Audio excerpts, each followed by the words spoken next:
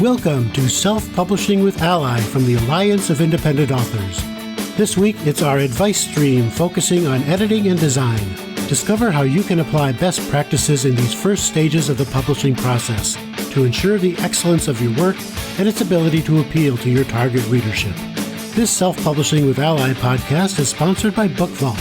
Sell high-quality print-on-demand books directly to readers worldwide and earn maximum royalty selling directly. Automate fulfillment and create stunning special editions with Book Vault Bespoke. Visit bookvault.app today for an instant quote. This podcast is also sponsored by Gatekeeper Press, the all-inclusive gold standard in publishing, offering authors 100% rights, royalties, satisfaction, and worldwide distribution. Gatekeeper Press, where authors are family. And here's your host for the Self-Publishing with ALLi podcast, ALLi Campaigns Manager, Matty Dalrymple. Hello, everyone. I am Matty Dalrymple. I'm the Campaigns Manager for ALLi, and I am here today with Kristen Tate. Hey, Kristen, how are you doing? Hey, good. How are you? I'm doing great, thank you. And to give everyone a little bit of background on you, Kristen Tate has been a freelance editor for a decade, helping authors transform their work from rough draft to finished book. She has a PhD in English from Columbia University with a focus on publishing history. She's the author of novel study, Decoding the Secrets and Structures of Contemporary Fiction, and writes regular newsletter full of craft advice and encouragement for authors. And her editing business, the Blue Garret, is an ALLi partner member. And so I invited Kristen on the podcast because with all the editorial background that Kristen has, I thought that there was this list of questions that probably authors are either explicitly thinking to themselves or it's never kind of occurred to them to think about it, having to do with how the whole editing process works. We got a great foundational information in a recent episode with Ricardo Fayette about the different types of editing, but now we're going to kind of like pull back the curtain, peek behind the curtain and find out the why of what's going on. We're going to kind of walk through the process in which editors and authors are interacting. And I think the first area is when authors are assessing editorial services and they're trying to decide how to assess the prices they're hearing from editors they may be approaching. And so can you just talk a little bit about the whys behind the pricing of editorial services?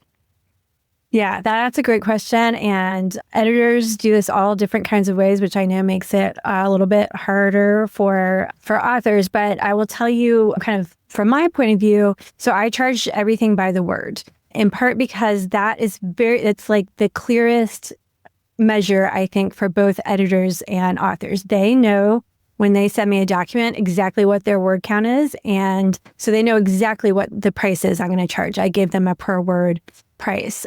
And then on my end, there's a lot of behind the scenes math because I know after many years of doing this, how long it will take me down to the word to edit a certain manuscript. I have kind of a range that I'm usually in. And then if it's an author I've worked with before, I've tracked that. And so I know really down to the hour, it's pretty accurate. And for someone I haven't worked with, I've usually done a sample edit. So I kind of know within that range how long it's going to take me.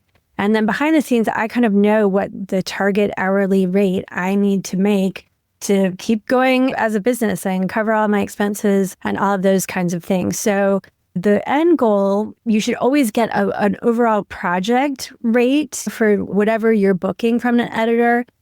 And really, in the end, it doesn't matter so much whether they are thinking of it per hour or per word, as long as you are both really clear on what that end price is going to be and how they got to that, what that's based on. So if they're charging by hour, they should be able to give you at minimum like a range, an estimated range of how many hours it's going to take. Is there a standard about whether editors publish their rates either hourly or per word, like on their websites, or is it almost always something you have to ask for to be tailored to your own situation? Many editors will post on their website. Mine are posted on my website. I like that just because it's just transparent, right? I want people to know whether or not I'm in their budget, right? Like I have definitely experienced this on the other end of like checking into like some kind of coaching service or something like that and just not knowing like this could cost $200 or it could cost $2,000. And especially when you're just starting out with something like that, I just think it's nice to set everyone's expectations, and then I also don't, people don't feel badly to contact me and find out they can't afford me. And I also don't have to field those inquiries. So I think it's a win-win. And it's from an author perspective, I think enough editors publish their rates that you can get a sense of a range if you're doing research. And I think that's something you should do. And then also the Editorial Freelancers Association, for example, and Readsy as well, both post kind of rate ranges that are more averages. So you can kind of do your research.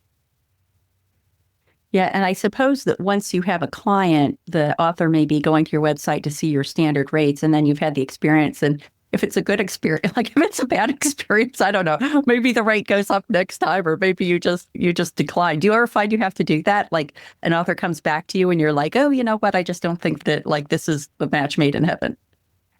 I mean, that has happened. You know, what happens more frequently in terms of the rate, I tend to like to, when people come to me, I tend to like to kind of keep them, you know, I raise my rates every year at the end of the year. But for my returning clients, I try when I can to kind of keep that rate steady and like it ticks up a little bit more slowly. And that works because often it takes me less time to work with them in the future. They're learning things often, or just it's faster. Our back and forth is faster. They kind of know my routines and all of that. If there has been a case where something has taken me longer than I expect, I actually try to have that conversation like while the project is ongoing. That definitely when I was a baby editor, I did not do that and just ate it. And now just recently I had a project come in where I had done a sample edit. This was an author I'd worked with for the first time. But I kind of thought that the manuscript was at one point, and when I got a few chapters in, I realized that it could really benefit from just like a mini content edit to zero in on this one aspect of the storytelling that I knew would just transform the novel. So I just went back to the client and said, hey, you know, what if we did a pause? I spend 4 hours doing this very targeted edit, you do a revision and come back to me. So that's how I prefer to do it now. Or sometimes it'll happen that like an author has done more revisions during a copy edit than is normal. And so then when the manuscript comes back to me for a check, I've needed to spend more time doing those checks. And in that case, we just have a conversation the next time and say, okay, I budgeted for doing, you know, maybe 5,000 words worth of checks. And last time you did 15,000 words. So like I can either charge you for the extra or you can just be more restrained. And then it's just up to them. I don't like to make assumptions about anyone's budget either. So I'm pretty careful about that. Yeah. You would mention the concept of a sample edit. From an editorial point of view, what do you see as the benefits of a sample edit?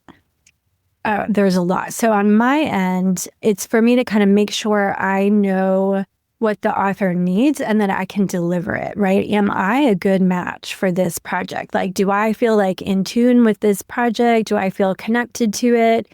Do I think that my specific like expertise and, you know, what I know that my particular skills are, do I think those are well matched to this manuscript? Because sometimes they're not.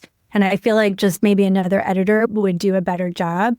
It helps me know how long it's going to take. So if I need to adjust my rate up from that kind of like the standard that's on my website, that's when I can do it. So there's not a surprise again at the end. I know ahead of time and can tell them, actually, it says on my website, I charge this, but I'm going to have to charge you that unless you do X, Y, and Z to kind of clean it up.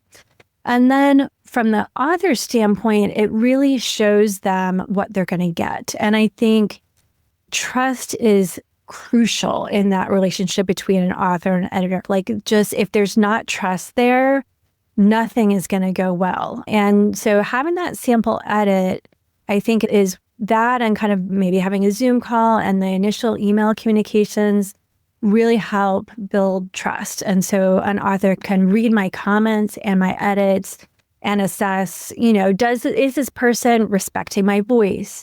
Do I think I can learn from this person? Are the tone of these comments what I would prefer? There's a range of preferences from authors. Some like things quite direct and others like, you know, need like more praise amongst the corrections. So I just want to make sure that that's all matched before I'm spending 25 hours is a pretty typical amount of time for me to spend on a manuscript. And that's a week or two of work. So before I do that and the author invests a lot of money, it's good to do that due diligence. And do you normally sign a formal contract with your clients, or is it more informal than that, a formal contract? No, I sign a formal one. Once I've worked on several projects with a client, we just kind of assume that everything's going to keep going the way our initial contract went. But that's another trust piece. And it just clarifies there's a lot of important things around copyright, for example. Like my contract specifies that once I am paid, authors have copyright over any tweaks I've made, any suggestions I've made. I've never heard of a case of an editor claiming, that this is their intellectual property, but we've heard a lot of wild stories in publishing, and you never know. And this just as another kind of trust piece. It talks about confidentiality, that I will not share their work without their permission. There's now an AI clause in my contract, which I think is important. So that is something I do. And it's something I would encourage authors to look for and ask for from an editor. And what does your AI clause cover? Well, it is changing all the time, I will tell you. So right now, consent and kind of disclosure are the two things that I focus on. So it says in there that I will not use AI in any shape or form without asking for permission. And that's a conversation that we have. Like the folks I work with range from anywhere between absolutely not. I want a firewall between my manuscript and any AI tools, which includes Microsoft Word now. There are settings that I have to have on there that are turned off. So I know that there's no way that I can be the conduit that way. And then I have authors who are using those tools themselves. So kind of consent and disclosure on both ends is really helpful. If someone's using the tools, it means that I know I just kind of dial up my kind of human intervention. So I look for places where I think, oh, this is a little cliched. This might be, this might have been an AI tool, or this feels like a very distinctive aspect of your voice. So let's pull that out and dial it up even further to kind of compensate for the kind of AI tendency to flatten things out a little bit and make it generic. Yeah, I just submitted an article to a magazine where you had to sign an agreement that said I didn't use AI in any way in the writing of this. So I signed it. I didn't use AI in any way. But I found myself one way that I really like using AI is I'll be working on a sentence and there's one word that I'm just not happy with. And I'll say, is there a better word for this? And it'll give me 5 alternatives. And oftentimes one of those turns out to be a better word than the one I have. And at the end of writing that article, I just thought, oh man, it was so frustrating not to be able to do that. I thought, I'm just going to not submit to that magazine anymore because, and even like you're saying with Word, I'm they were so strident about it. I thought, if I run spell checker, am I going to get in trouble? So yeah, it can be a minefield. And I think having that agreement up front when you're working and having together a conversation, just so I kind of know, where are they on that spectrum? And then I can operate accordingly. Yeah. Are there any other aspects of the contract that you can imagine an author might say, I wonder what the deal is with that you'd want to share with them? Yeah, I mean, I guess an important part is a termination clause, which always feels kind of scary, but things happen. I definitely saw this during COVID. That's actually the only time in my career that clause has come into play. I had people who needed to cancel and I needed to ask for, my kids were suddenly Zoom schooling from my living room and I had to ask for some schedule shifts. And so that had to come into play. So I think it feels scary. It feels like, oh, this person might bail on me or whatever. But it's really just there. What happens if there's some calamity and you have to pull out or I have to pull out, and kind of how does that work? So that's one that I sometimes get questions about, the confidentiality piece. And that covers I have had authors ask me to sign a non-disclosure agreement before even looking at a sample before. And I don't think that's necessary, in part because I think you have published yourself. It's actually quite hard to make money from your books and get an audience from them. So they're really not, indie editors are not out there kind of pirating books and profiting from them, because that would be very difficult to actually achieve, as well as you would be run out of the industry. But that confidentiality clause really covers that aspect. I had a question about the circumstances where you have to change, you run into some personal issue and maybe you have to withdraw entirely from that agreement. Is there any expectation authors should have about like what assistance their editor might be expected to provide to them in order to fill that gap? Oh, yeah. I mean, I luckily just only had to delay things. I also got COVID a couple of years ago, not during that whole initial pandemic time, and had to delay some edits. So that was just a matter of like kind of figuring out all the clients stacked up and moving it around and making sure that people who had a firm deadline, we hit those, and people who could wait could wait. I have been kind of like the pinch hitter in the past for an editor who had to pass off a project for some reason. I have one editor retired kind of in the middle of a book series, and I ended up picking up, and then another editor ended up passing off something to me in case of illness. So we're a pretty close-knit industry. I know and like refer back and forth quite frequently with a really trusted handful of editors. And so usually you can expect that they will be able to link you up with someone who can take on the work. Yeah, it does all kind of go back to the trust issue that if you're building that good relationship, then you're each going to be looking out for the other, hopefully. Yeah. So I think just a very, like, let's say we've gotten all, like the contract all signed and they're on the calendar. And I think a question that a lot of authors have is, we send off our manuscript and then we wait for some period of time and pretty soon the manuscript comes back. And can you just describe at a high level what's going on? Like, is this something on Monday at 9 a.m. you pick it up and you work on it until it's done? Or are you parceling it out among other projects? What does that look like? Yeah, I mean, again, this will vary by editor. And for me, it really varies whether I'm doing a developmental edit or a copy edit or line edit. So a developmental edit is kind of squishier. So like the first thing that I do is like it comes in, I have a big iPad that I use actually for reading and taking notes on. So I do a quick first read just so I'm familiar with it and I know what I'm dealing with. I'm taking notes alongside, but I'm reading quickly. And then that usually takes a couple days. And then I slow down and I go back from the beginning. And that's when I start to build in my editorial letter. I've kind of taken notes and I know what areas we need to cover. So, maybe this manuscript really needs to focus on the plot, or maybe it's the character arc needs to be beefed up, or maybe there's like a point of view issue that's going on, or maybe there's just a bunch of odds and ends. Maybe this is a more experienced author who just, we're finding like all of those like little places where they can elevate their style or like find a better scene ending, whatever. So I'm taking all of those notes. And then I'm going back through the manuscript in Microsoft Word and leaving a lot of comments along the side that kind of go hand in hand with the editorial letter.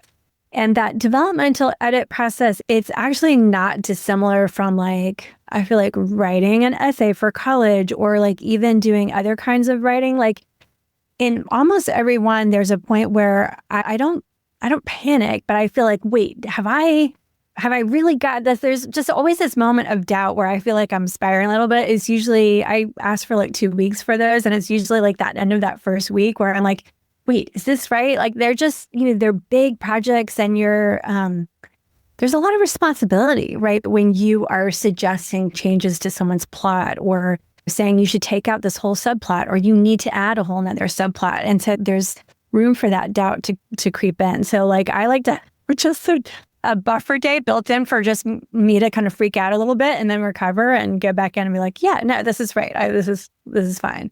And then a copy/line edit on the other hand, is much like there's never a freak out moment for me. Like it really is like I can do 9-10 pages an hour. I can predict that. Ideally I'm only editing for 4 or 5 hours a day.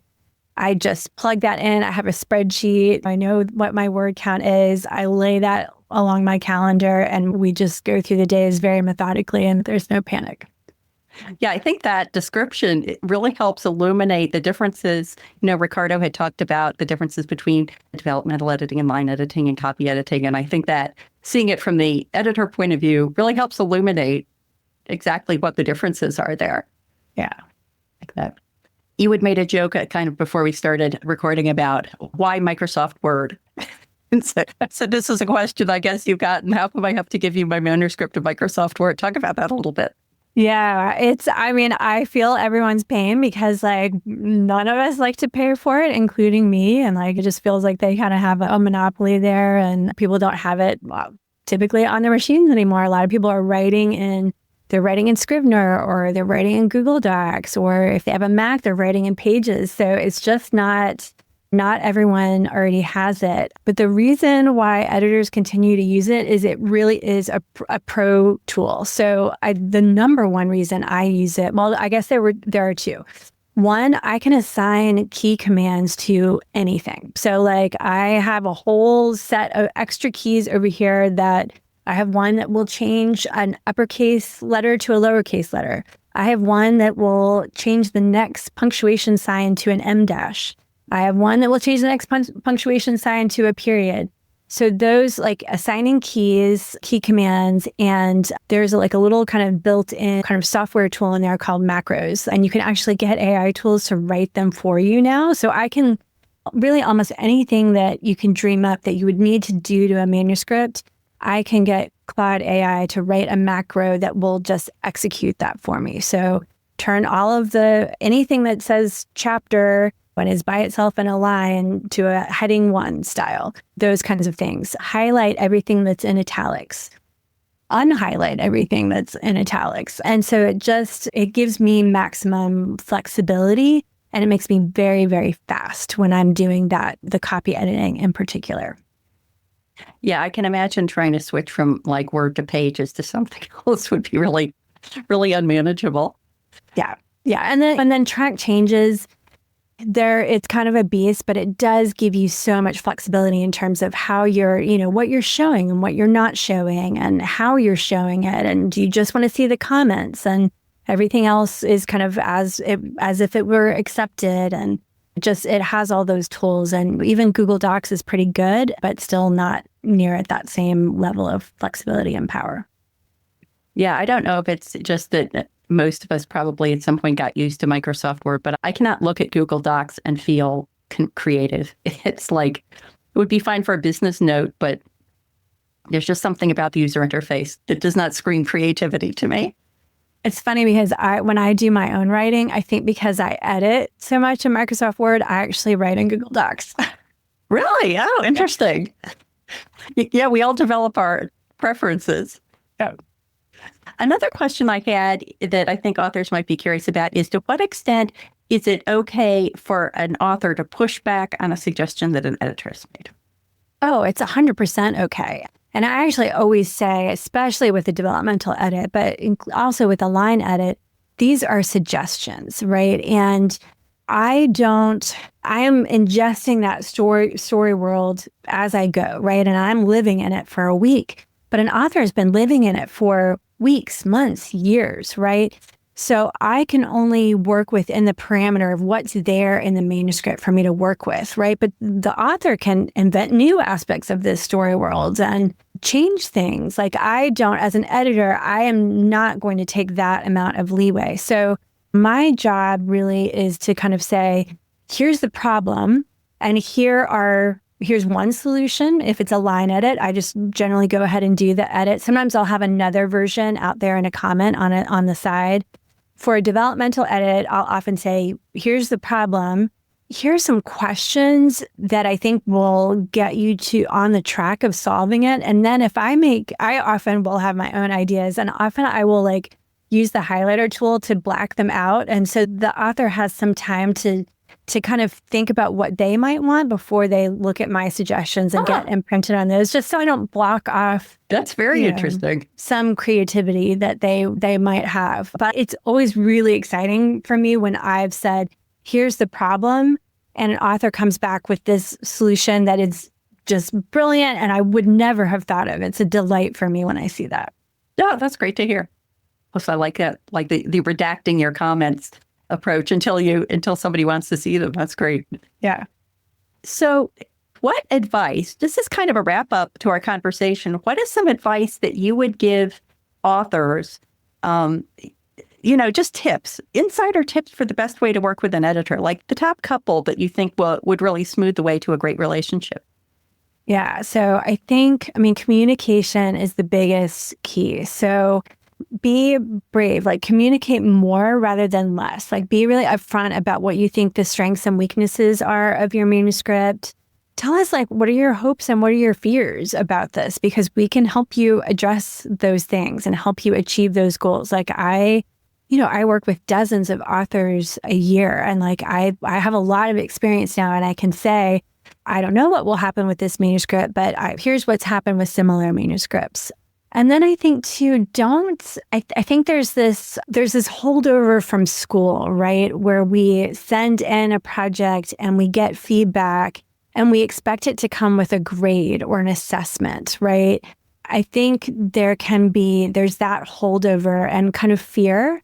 I think authors, there's some part of them that they want to turn in something that's already so perfect that I will actually just say, you know what? I like, good job. I like couldn't think of anything. There's not like, yeah, it's just perfect as is, which of course never happens. And you would never want to pay me to do that, right? Like that's not a good sign if that's what you get back. But, authors can sometimes be apologetic. Like, I know that I should know this comma rule and you're going to have to fix it. And like, don't do that. Like, this is really what we live for. Like, it's our joy to fix your commas, and we don't, like that's what we specialize in. Like you are authors are the idea people and the creative people. And we're here to clean it up. We're here kind of getting it ready for your reader. We're building that bridge between the two of you. That's our job.